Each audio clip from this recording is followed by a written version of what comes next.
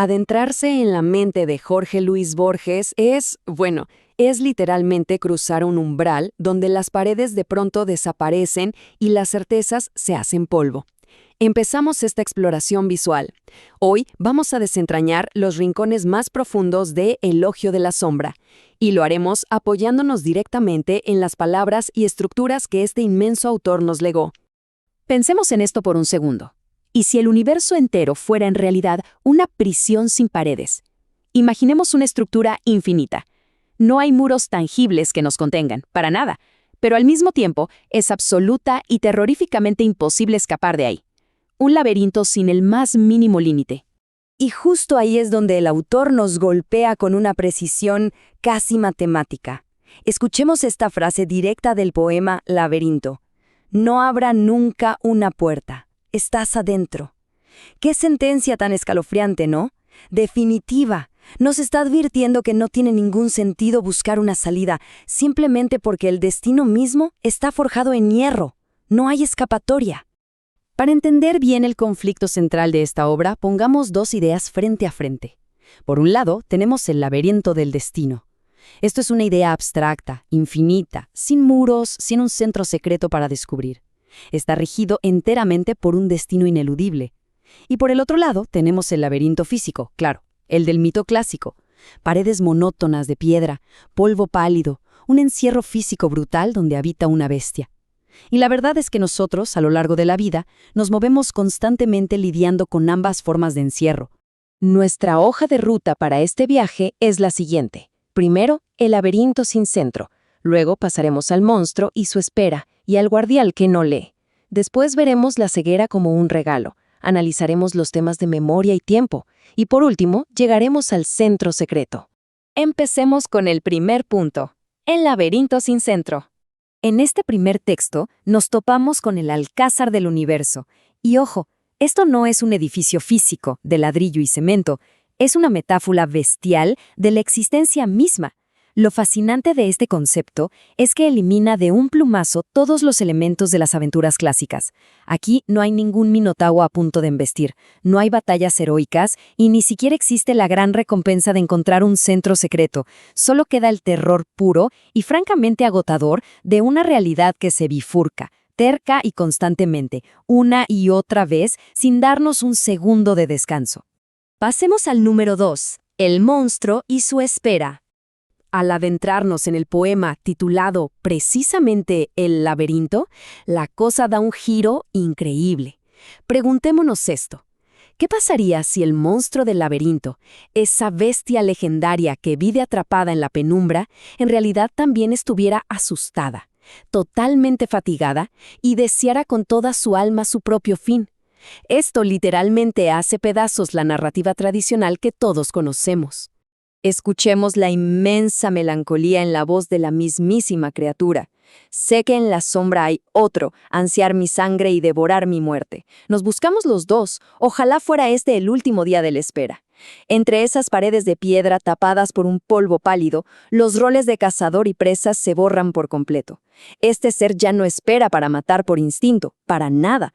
Anhela que llegue ese otro para terminar de una buena vez con la pesadilla de la espera y de una soledad que es insoportable. Punto número 3. El guardián que no lee.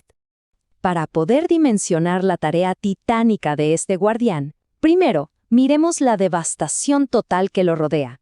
El avance de la invasión tártara fue algo brutal, casi animal.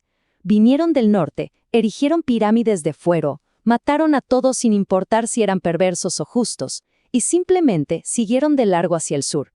Ese caos absoluto crea un contraste gigantesco con la frágil sabiduría que apenas intenta sobrevivir, escondida en los libros de una vieja torre. Y ahí, justo en el epicentro de esa preservación histórica, aparece una de las confesiones más trágicas y a la vez más hermosas que van a encontrar. El cuidador reflexiona y suelta su gran verdad. ¿A qué engañarme? La verdad es que nunca he sabido leer. El punto crucial de esto es deslumbrante. Pensemos un instante. Jiang es el custodio de las ultimísimas palabras del imperio. Guarda la memoria de los ritos, de los jardines, pero no entiende ni una sola letra. Acá, el deber de proteger la memoria trasciende por completo la capacidad de comprenderla. Sumido entre leguas de polvo y años ya inalcanzables, este guardián analfabeto encuentra, increíblemente, un consuelo de lo más poético. Sabe que en la inmensidad del tiempo, lo que fue imaginado y lo que ya pasó, ahora son exactamente la misma cosa. Y en medio de su soledad, se da el lujo de soñar que alguna vez sus ojos ciegos al texto lograron descifrar toda la inmensa sabiduría del universo.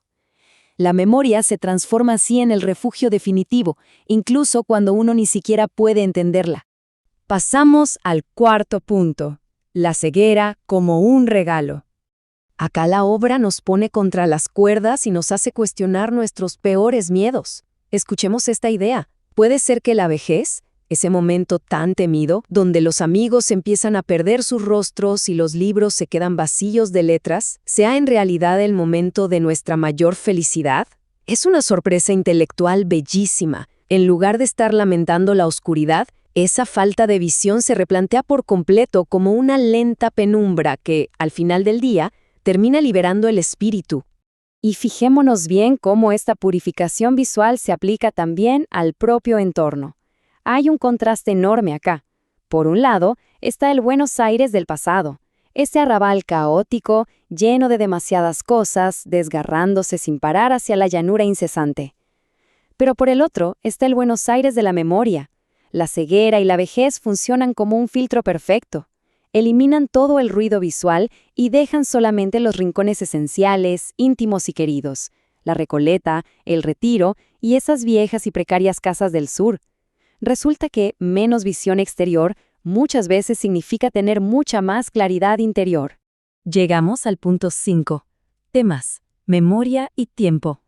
Si destilamos la información de todos estos poemas, nos quedan unos pilares fundamentales clarísimos. Primero, el terror absoluto a un destino inexorable que nos atrapa sin remedio. Segundo, vemos cómo la memoria actúa como ese último refugio frente a la destrucción.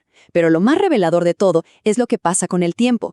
Deja de ser ese juez implacable que nos persigue y se transforma en algo distinto, algo que fluye suavemente por un manso declive. Y es así como la penumbra ya no se siente como una tiniebla amenazante, sino como una luz suave que nos permite, finalmente, aceptar la vejez con total paz. Y es justo aquí donde todo este recorrido converge de manera brillante. Miremos esta matriz. Cada uno de estos personajes refleja exactamente cómo la humanidad lidia con el gran laberinto de la existencia.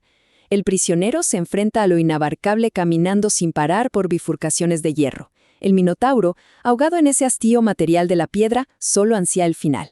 Jung le encuentra sentido a su vida soñando dentro de su encierro histórico. Y finalmente, el anciano. Ciego, rodeado de formas que apenas son vagas, él logra lo que ninguno de los otros pudo: usar la pérdida de lo material para alcanzar la claridad total y llegar a su propia esencia, a su espejo.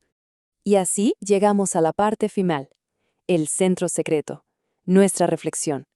Este último tramo del viaje requiere hacer un proceso de desapego súper activo. Primer paso, reconocer todas las experiencias que convergen. Los ecos, los que ya no están, el amor compartido. Sí, la vida estuvo llena de innumerables cosas. Pero el segundo paso es clave. Hay que aceptar que esa erosión del tiempo es, en el fondo, un acto de limpieza. Y el tercer paso, que seguro es el más difícil de todos, es olvidar deliberadamente esas distracciones terrenales. Porque solo soltando el mundo exterior podemos realmente descender hacia nuestro verdadero centro. Y todo esto nos lanza de cabeza a la gran pregunta, la que resume absolutamente todo nuestro recorrido.